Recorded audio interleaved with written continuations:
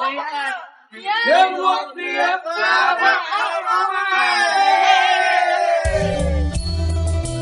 រាបសួរបងប្អូនទាំងអស់គ្នាឥឡូវគឺនឹងខ្ញុំស្ថិតនៅកោះពេជ្រនៅក្នុងរាជធានីភ្នំពេញ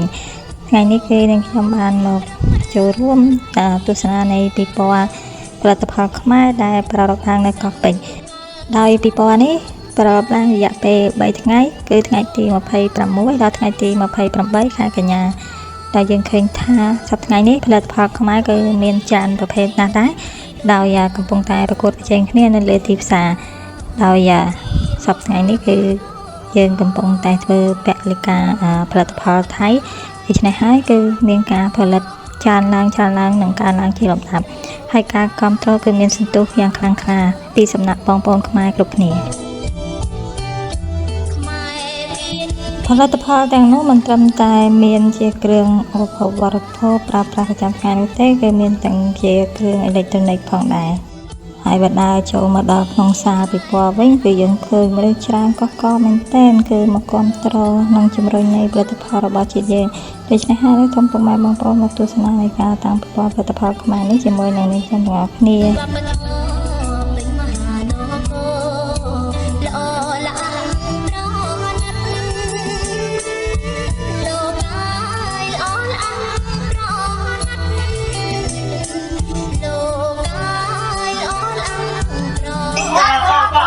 Ôi mê này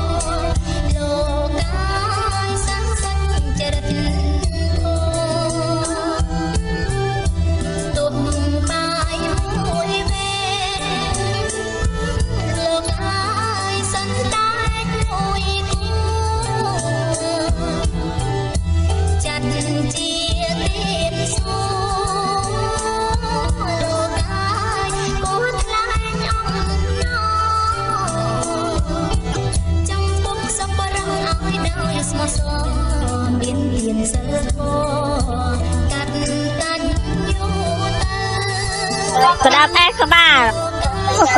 mầm mơ đạp ác các bà hả bù tóc luôn đạp khoan không mầm mơ chắc là thằng em đang coi con ai chả to lắm ra tôi đi mà chả không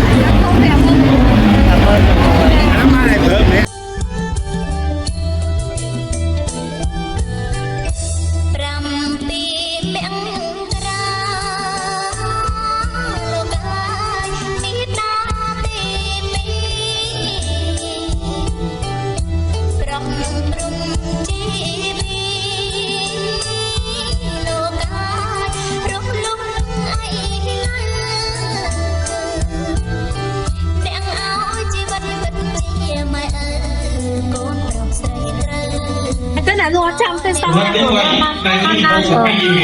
cái ngã đau ở từ mình tôi còn cơ quan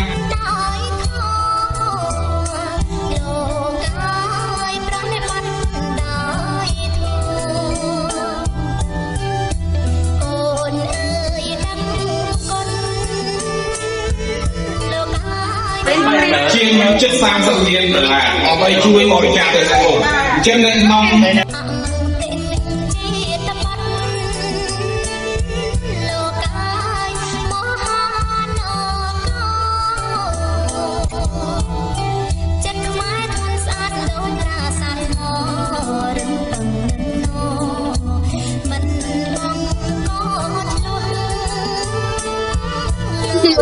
Nó vàng ma vàng này con lùm mà đập thùng này cái này tôi bò này phẹp con mà đâu ở đây mấy con phẹp ai trời bây giờ đấy có những miếng thong miếng thong hả cho lại chặt thong sườn tùy